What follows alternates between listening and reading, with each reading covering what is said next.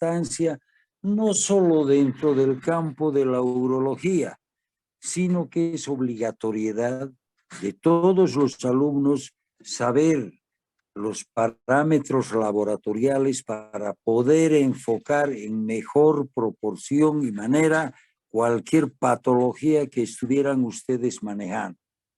Desde este punto de vista, damos inicio a esto. Espero que les sirva, porque no solo es en la urología que se maneja, fundamentalmente en toda la medicina y todos los días del Señor.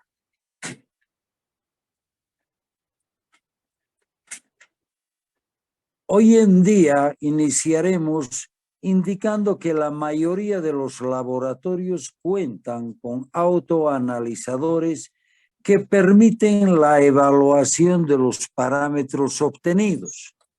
No obstante, el médico es insustituible para una adecuada interpretación de los resultados obtenidos, porque de este análisis exhaustivo y de este juego de cifras ha de depender la certeza del diagnóstico.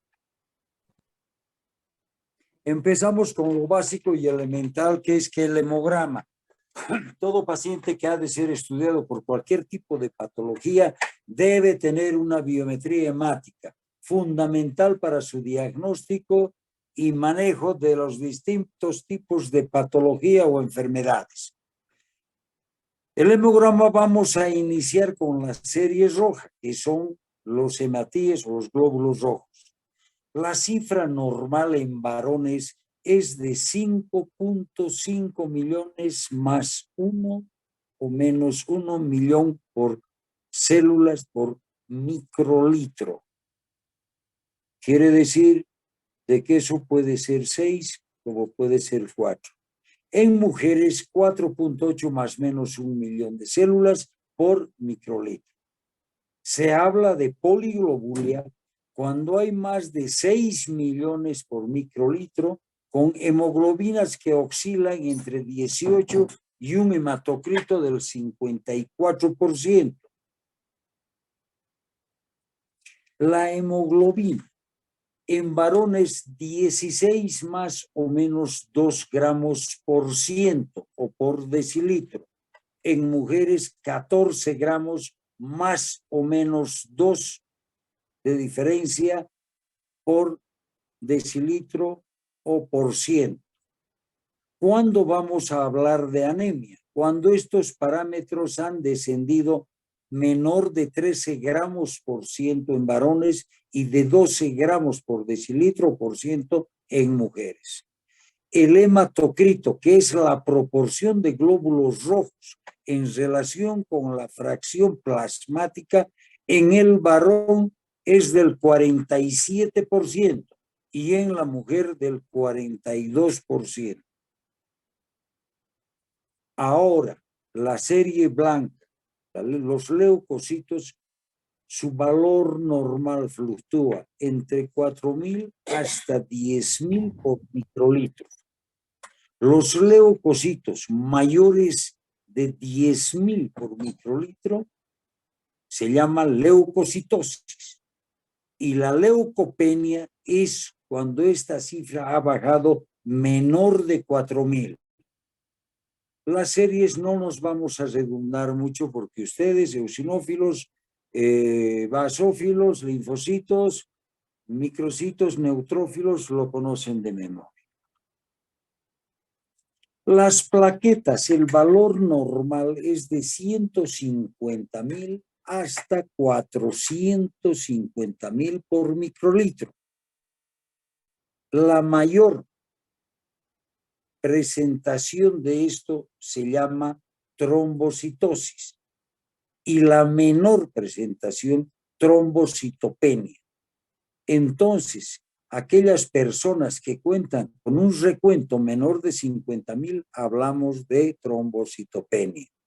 Los sangrados espontáneos ocurren cuando las plaquetas bajan en una cifra menor a 50.000. Siempre siguiendo con la bioquímica hemática, un parámetro fundamental es el azúcar en sangre. la glicemia, y el valor normal es de 75 a 10 miligramos por ciento. El mayor a esta cifra se habla de hiper y la menor de hipoglicemia. ¿Qué es la creatinina? La creatinina es el producto resultante del catabolismo muscular. Este parámetro es fundamental para nosotros, puesto que de esta revisión ha de salir si ese paciente está con la indemnidad renal o con una patología renal no todavía aclarada. Quiero decir que parámetros mayores a esto nos está alertando de que definitivamente hay una patología en curso. Valor normal de 0,5 a 1,3 en el hombre, en la mujer de 0,3 a 1 miligramos por ciento. Mide indirectamente la tasa de filtración glomerular. Tiene una variación diaria del 8%, pues parte de esto, el catabolito, se sintetiza en el hígado y la creatinina ha de sintetizar y ser producto del catabolismo muscular, y de esta forma pasa al riñón, donde se filtra y se mide en la orina. Y este es el círculo que sigue todo esto: catabolismo muscular, riñón, filtración y excreción. Cuando la creatinina está elevada, cuando hay un déficit de filtración glomerular, y eso se denomina insuficiencia renal, sea aguda o crónica. Ahora, hay situaciones que también elevan este metabolismo. Está disminuida cuando hay pérdida de masa muscular, lógicamente no hay donde se forme, y la disminución de la producción ha de ser la consecuencia lógica. Y un error bastante engañoso, porque hay que tener en cuenta que no solo es un parámetro definitivo, podríamos decir que es un parámetro indirecto, pero que nos da la pauta de lo que está pasando en ese organismo. La depuración de la creatinina se emplea para estimar la tasa de filtración glomerular. Se determina el nivel de creatinina en orina y en sangre. Se calcula con la siguiente fórmula: 140 por edad por peso en kilogramos. Se divide por una constante de 72 y la creatinina. Esto hay que multiplicar por 0,85 en mujeres, por la masa muscular que es menor en el sexo femenino. Ahora la urea. Su rango normal es de 17 a 55 miligramos por ciento. Se sintetiza en el hígado y es producto final del catabolismo proteico y los aminoácidos. Es excretada por los riñones, el intestino y por la sudoración. Producción variable se relaciona con la dieta. Aquellos que consumen ingentes cantidades de carne. Se eleva antes que la creatinina.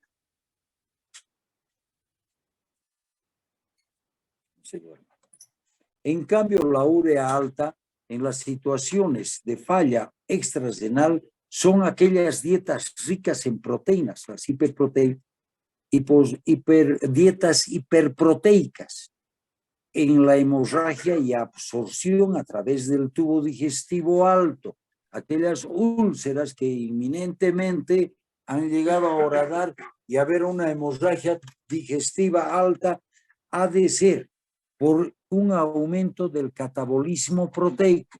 Algunos medicamentos producen elevaciones de la urea. Ahora, la eliminación renal deficiente puede ser por un factor prerenal, quiere decir antes de los riñones, renal mismo por una insuficiencia renal y postrenal por una uropatía obstructiva después del riñón.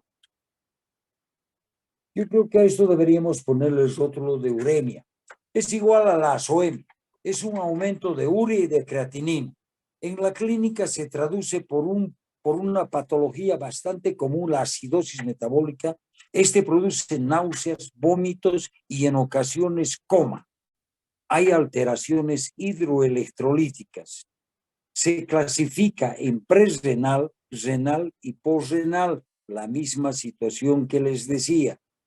Las variaciones con la disminución de la tasa de filtración glomerular han de ser mayores al 50%.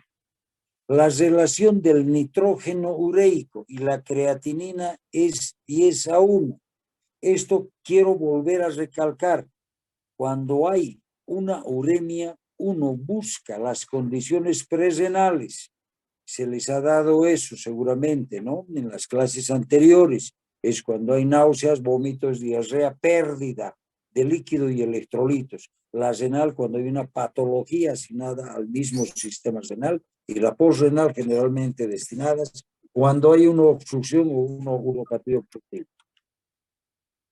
Ahora, cuando la urea está baja, en la ingesta abundante de líquidos, en las hepatopatías graves, porque no hay donde se sintetiza, y en el embarazo en relación con el aumento de filtrado glomerular, las eclampsias. El tiempo de protrombina, los factores de coagulación, el tiempo de coagulación del plasma tras la aplicación de un exceso de tromboplastina tisular. El rango normal es de 12 a 14.3 por segundo. Segundos. Debe durar esto de 12 a 14 segundos. El tiempo necesario para que la coagulación tenga efecto va por la vía extrínseca y la protrombina entra en juego aquí junto con el factor 5, 7, 10 y la proteína C. Si hacemos recuerdo, ustedes están más frescos que yo, han pasado hematología. Aquí va la vía intrínseca y la vía extrínseca de la coagulación. Ambos han de coincidir en el factor 10. Este más el agregamiento de calcio va a dar el factor 11 y la activación de la protrombina, que va a desdoblarse en protrombina y trombina, y este en fibrinógeno, febrina, y se hace coágulo. Esa es la cascada de la coagulación. Los electrolitos en la orina. Factor importante, nos interesa fundamentalmente el sodio. Rango normal de 40 a 220 miliosmoles por litro. El sodio sérico disminuido y el sodio urinario menos de 20 miliosmoles es elocuente que hay una pérdida inminente por vía renal. El sodio urinario mayor de 20 miliosmoles por litro más sodio sérico bajo indica pérdida renal de sodio. ¿Y cuándo se pierde esto? Cuando hay lesión a nivel glomerular. El potasio, el rango normal de 25 a 150 miliosmoles litro. El potasio urinario normal y habitualmente es menos de 10 miliosmoles. La pérdida de potasio extrarrenal. En cambio, el potasio urinario mayor a 10 miliosmoles indica pérdida de potasio por vía renal. El cloro, su rango normal de 110 a 150 miliosmoles por litro. Aumenta esto con la deshidratación, por lo tanto hay una hemoconcentración. Desciende en la insuficiencia cardíaca congestiva y en la enfermedad de Addison, si ustedes recuerdan. El cloro urinario mayor de 10 miliosmoles litro indica pérdida renal de cloro, quiere decir lesión a nivel del riñón. Ahora el calcio. Su cifra normal es de 0.05 a 0.31 miliequivalentes por kilogramo en 24 horas. Tiene importancia en pacientes con urolitiasis.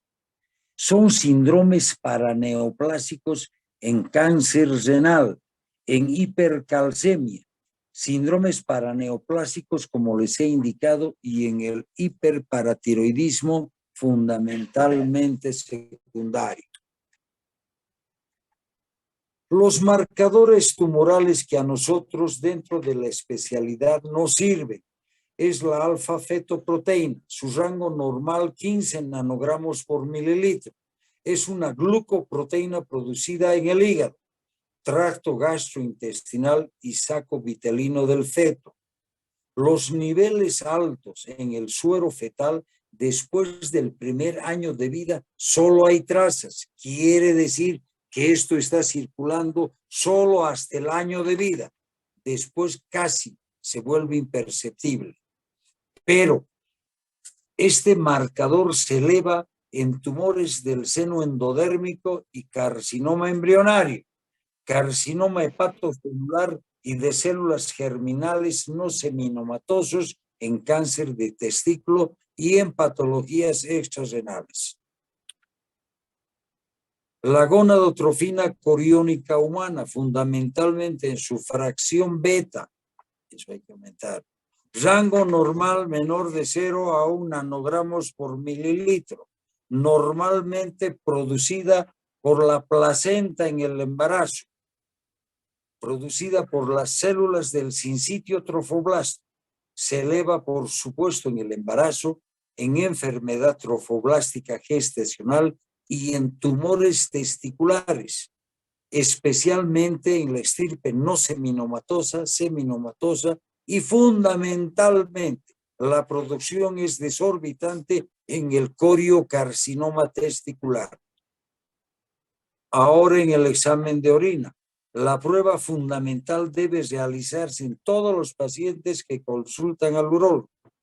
Quien no interpreta, no sabe interpretar un general de orina, pues estamos al otro lado. El análisis de orina completo incluye un análisis químico como microscópico.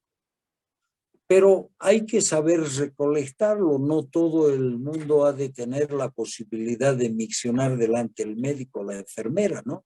En hombres lo que se debe hacer para una buena recolección de muestra es rechar el prepucio y lavado del meato uretral.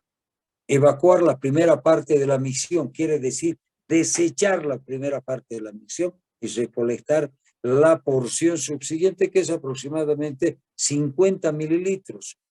No se aconseja en menos cantidad porque se debe medir la densidad y los que miden los aparatitos de decímetros solo actúan sobre los 40 mililitros. Infecciones crónicas, en ocasiones como las prostatitis crónicas, se debe recolectar la muestra en 4 vasos que deben designarse como vaso vaciado vesical número 1. Son 5 a 10 mililitros iniciales que les hemos dicho se desecha. El vaso vesical 2 es el chorro medio. Se realiza un masaje y se vuelve a invitar al paciente a que orine para obtener las secreciones prostáticas. Y el vaciado, quiere decir el vaso número 3, que es de 2 hasta 3 mililitros de orina después del masaje prostático. Es lo último que se va a sacar. ¿Cómo se hace en mujeres? En mujeres, lógicamente, el aseo debe ser minucioso, exhaustivo. La limpieza de la vulva y el meato uretral. Se separa los labios mayores y los labios menores y siempre desechando la primera porción. ¿Esto por qué? Si ustedes se acuerdan de anatomía, el tercio distal de la uretra es altamente contaminante. Por lo tanto, se opta siempre por desechar la primera porción del chorro miccionado. Para confirmar infección, siempre se debe tomar una muestra a través de una sonda transuretral. Si acaso ven ustedes que tiene secreción vaginal abundante o hay indicios de infección externa. En neonatos y lactantes, esto es mucho más complicado, porque requiere la colocación de una bolsa de plástico, aunque sea estéril, pero se coloca, como ven en la diapositiva, alrededor de todo el periné y los genitales del bebé. Si es que es varón, igual situación en las mujercitas. Por lo tanto, siempre ha de haber un lavado vaginal y un lavado perianal durante la micción. Por eso es que prácticamente estas situaciones solo para la rutina, lo cotidiano, pero para situaciones especiales vamos a ver. Cuando ya el bebé tiene entre año, inclusive hasta 2 años, la presión del sacro hace que estimule la micción, como ven en la diapositiva. El pulgar del examinador está presionando el sacro y se produce una orina espontánea, que es mucho más fisiológica y más clara en el diagnóstico. Ahora, si tenemos nosotros una situación de permanente duda, de permanente aflicción, porque los cultivos de estos lactantes salen permanentemente positivos y la clínica no concuasa con esto, acudimos a la aspiración suprapúbica con una aguja fina. Condición para esto, vejiga llena. Los niños siempre tienen la vejiga sobre el borde superior de la sínfisis del pubis. Se aplica un poco de anestesia por previo aseo y antisepsia y por vía y sobre el pubis a 1 o 2 centímetros se introduce paralelo una jeringa, siempre aspirando, llega a la vejiga y aspira el contenido. La presencia de esta obtención de una sola bacteria, si se la hace con cuidado, es sinónimo de infección. No se olviden que la vejiga es estéril. El urocultivo, el examen del laboratorio que determina infección en las vías urinarias. La presencia de bacterias, cantidad, especie y sensibilidad a los antibióticos. No se determina solamente el recuento de bacterias, sino se identifica la especie y se pone un antibiograma de rutina para obtener la sensibilidad adecuada y poder realizar un tratamiento en forma. De 0 bacterias es negativo, pero mayor a 100.000 unidades formadoras de colonia es un resultado positivo. Hasta 10.000 unidades de formación de colonia es contaminación y de 1.000 a 10.000 hay que replantearse nuevamente la posibilidad de un error.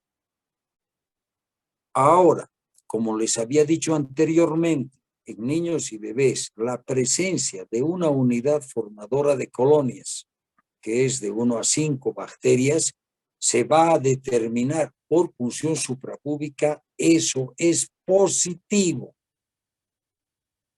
¿Cómo se realiza un urocultivo? Aquí a grosso modo vamos a detallarlo, ¿no? Son 2 técnicas que se utilizan de rutina, ¿no? Mitad de la placa corresponde a un agar sangre y la otra mitad corresponde a desoxicolato o eosina azul.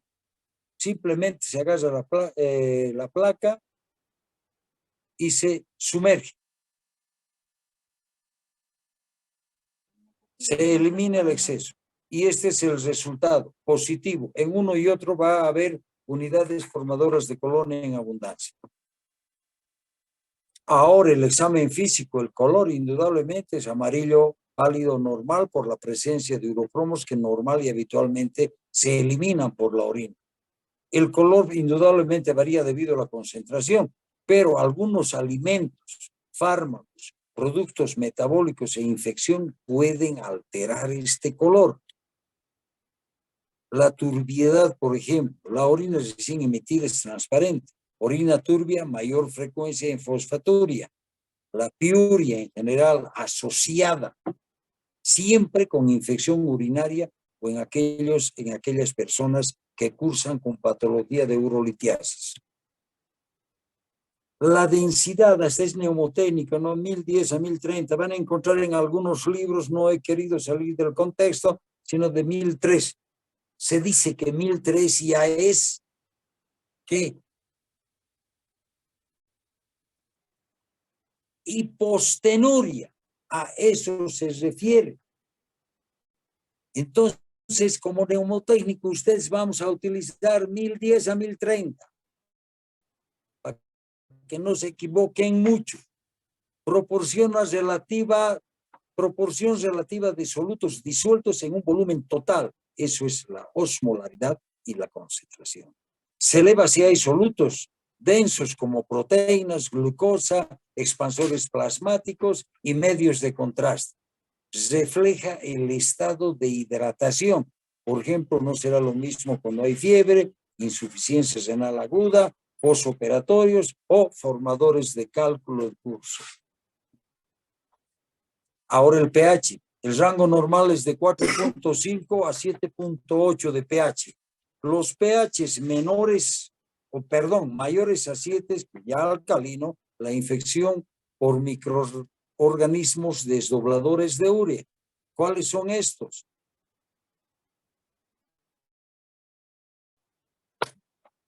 ¿Qué microorganismo desdobla la urea?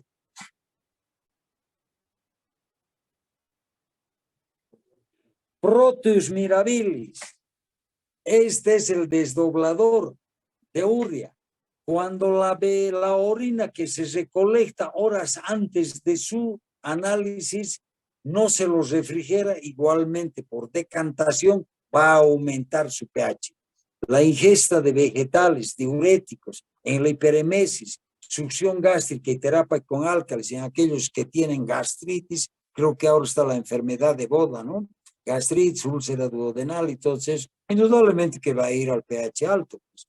En cambio, los que tienen pH bajo son los que están cursando con una acidosis metabólica, la tuberculosis, fundamentalmente la hiperuricosuria o la ingesta abundante de carne. El examen químico de la orina hoy por hoy se la realiza en consultorio con las famosas tiras reactivas. Dicen que todos debiéramos tener en los consultorios para más o menos viabilizar y dar un horizonte más firme en el diagnóstico. Hay sangre, proteínas, glucosa, cetonas, urobilinógeno y bilirrubina y leucocitosis. No lo vamos a desglosar hoy en día la presencia de sangre, puesto que mañana el tema es hematuria y va a dar la doctora Aquino posiblemente. Entonces, los adultos excretan entre 80 y 120 miligramos de proteínas por día. 30% de estas proteínas es albúmina, 30% son globulinas séricas y 40% en algunas proteínas tisulares de esfacelo. Especialmente a nosotros nos interesa la presencia de la proteína de TAM-fosfato. Ustedes ya saben, ya han llevado infección urinaria y este juega un papel importante en esta patología. La mayoría de las causas de proteinuria pueden clasificarse en glomerular, si es mayor de 3 gramos en 24 horas, y tubular si es menor de 3 gramos en 24 horas, pero que no tenga albúmina. El rebosamiento quiere decir la mayor cantidad de excreción de estas proteínas ha de deberse en una patología que es el mieloma múltiple, donde hay mayor cantidad de proteínas de Benz-Jones. Las proteínas, las cantidades normales, hay daño en la barrera capilar. Las proteínas de alto peso molecular son glomerulares por lesión a este nivel, fundamentalmente del tubo contorneado proximal. Se deben a disfunción o daño tubular. Proteínas de bajo peso molecular han de ser tubulares, ya no se absorben. La microalbuminuria es de 30 a 300 miligramos por día de albúmina en una proteinuria de 24 horas. Daño renal y del sistema cardiovascular. Especialmente esto se presenta en pacientes con diabetes no muy bien controlada. La proteinuria es un indicador de daño renal. Causas de proteinuria transitoria se deben a fiebre, insuficiencia cardíaca congestiva, epilepsia, ejercicio, todo tipo de ejercicio, hasta el corporal entra aquí, deportes en exceso, en fin. ¿Cómo evalúan esto? La clasificación, su duración puede ser esto en transitorio, intermitente o persistente. Si aquel que practica deporte intenso, indudablemente va a ser intermitente. Si es persistente, lógicamente se debe a una patología. La transitoria es la más frecuente, no se acude, doctor. La población pediátrica fundamentalmente puede deberse a fiebre, ejercicio o tensión emocional. Pacientes mayores con proteinuria transitoria pueden deberse a insuficiencia cardíaca congestiva. La proteinuria también puede ser intermitente relacionada con cambios posturales. La proteinuria persistente, la mayoría de los casos son de etiología glomerular. En estos casos, si uno está viendo si es postural, si es intermitente, debe realizarse una proteinuria de 24 horas. La glucosa presente en la orina siempre es filtrada por los glomérulos, se reabsorbe en los túbulos contorneados proximales. La glucosuria mayor a 180 miligramos por ciento, su detección de glucosa es una muestra de orina con tira reactiva, se basa en una reacción enzimática secuencial doble. Lo único que yo les voy a indicar en esto, aquellas personas que tienen glicemia mayor a 110 es diabético mientras no se demuestre lo contrario. Glucosurias, presencia de azúcar en la orina. Si es postpandrial, debe resultar hasta 200 como normal. Postpandrial no es medible en la orina en pacientes normales. Los cuerpos cetónicos, su valor normal es negativo, normal y habitualmente no hay, pero cuando existe se debe a ingesta o un defecto metabólico. Metabolismo de ácidos grasos, ácido acetoacético, acetona, en fin, todos estos producen acidosis y la excreción de estos por la orina está aumentada. La diabetes mellitus, la cetonuria y la cetonemia son indicaciones de una diabetes en curso, mal controlada. La cetonuria es una enfermedad febril aguda, diarrea y vómitos. Presentan estos pacientes esta sintomatología, especialmente cuando hay hiperemesis gravídica o cuando el paciente se ha consumido y hay una caquexia, una emisión, o en los pacientes operados en la posanestesia también suelen encontrarse estas anormalidades. Embarazo, exposición al frío y actividad física desmesurada o intensa. La leucocituria, ¿cuánto es lo valor normal? Menos de 5 leucocitos por campo. Leucocituria, estamos hablando de leucocitos en la orina. Si es más, se denomina piuria. Se origina en cualquier punto del sistema excretor. Los leucocitos más frecuentes son los polimorfonucleares, entre ellos los neutrófilos. La eosinofiluria es la hipersensibilidad o se presenta cuando hay hipersensibilidad a drogas. Esto se maneja bastante frecuente cuando hay un rechazo hiperagudo o agudo en un trasplante renal. Algunas afecciones virales también cursan con esta patología. La tuberculosis causa piuria ácida estéril. Otras causas de piuria son los portadores de cálculo, la patología urolitiásica. La bacteriurias, rango normal negativo, como habíamos dicho, causa más frecuente contaminación en cualquier nivel del proceso. Son patógenos si son acompañados de células inflamatorias, quiere decir piuria. ¿Y qué es la piuria? Es un macrófago lleno de leucocitos o bacterias. Ahora, la cristaluria presente en un análisis de orina ha de presentar productos metabólicos que se excretan, por ejemplo, de ingesta excesiva o del consumo de ciertos medicamentos. La orina ácida favorece la precipitación de cristales de ácido úrico. de oxalato y de uratos amorfos. En cambio, la orina alcalina ha de deberse a la cristaluria de fosfato triple, amónico magnésico, de fosfatos amorfos, calcio y carbonato de calcio. Hay tipos representativos como se presentan, más o menos a somera idea para que vean. La siguiente, también hay la presencia de espermatozoides que se debe reportar.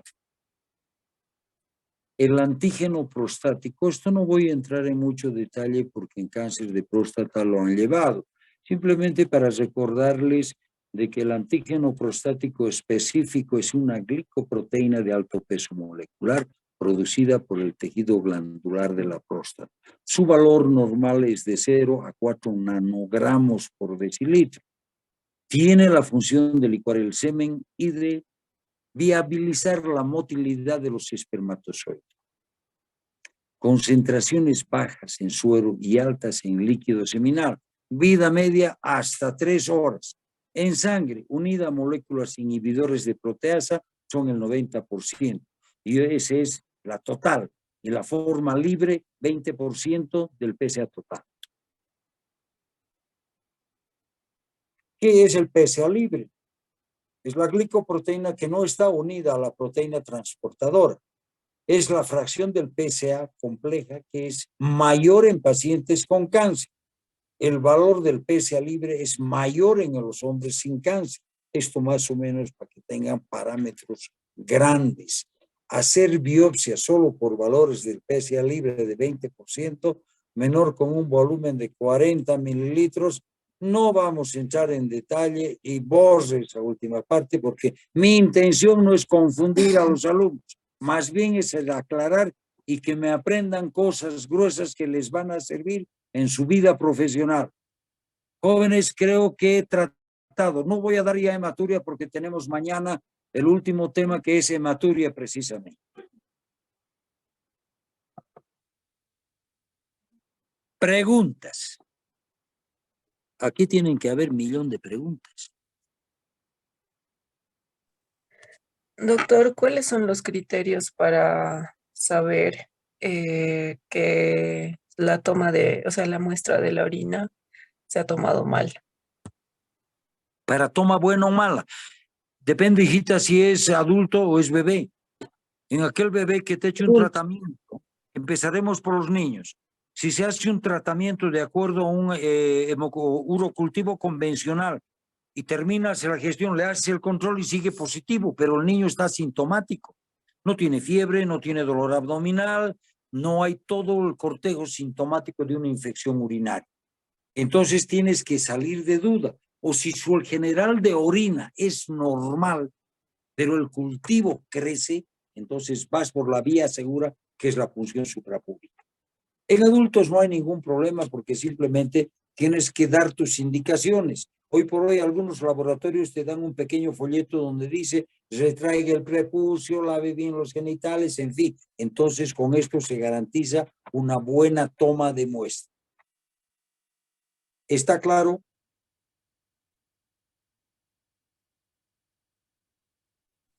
Sí, pero al momento, digamos, de que salgan los resultados, ¿hay alguna forma de suponer que la toma, o sea, que la muestra se ha tomado mal?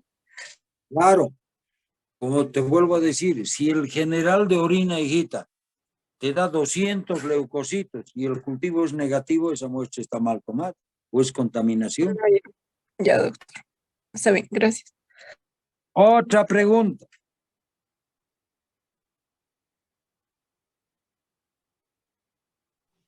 Doctor, una preguntita. ¿Qué literatura nos recomienda para leer el tema de balance hídrico? Balance hídrico. Exposición del doctor Enorfio. Bueno, aquí hay una situación que toda mi vida he peleado. Hay un libro en la biblioteca. Es un folletito de color anaranjado que se llama el ABC de los líquidos y electrolitos. Ahí no hay donde perderse, es un libro hermoso. Si tienes oportunidad, creo que cuesta 20 bolivianos. Si pero puedes copiarte o leer en la biblioteca, tenemos en la biblioteca. Hemos insistido harto para que se compre ese libro. Pero durante las prácticas, el doctor Acevedo ha dado N veces esto y lo va a seguir dando, porque es fundamental. Otra pregunta. Sí, sí, doctor. Gracias.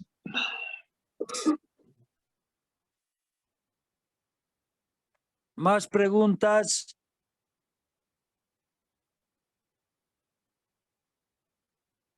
Andan apurados los doctores. Perfecto, pues ahí no hay más preguntas. Nos vemos mañana a la misma hora. Chao, chao. Doctor,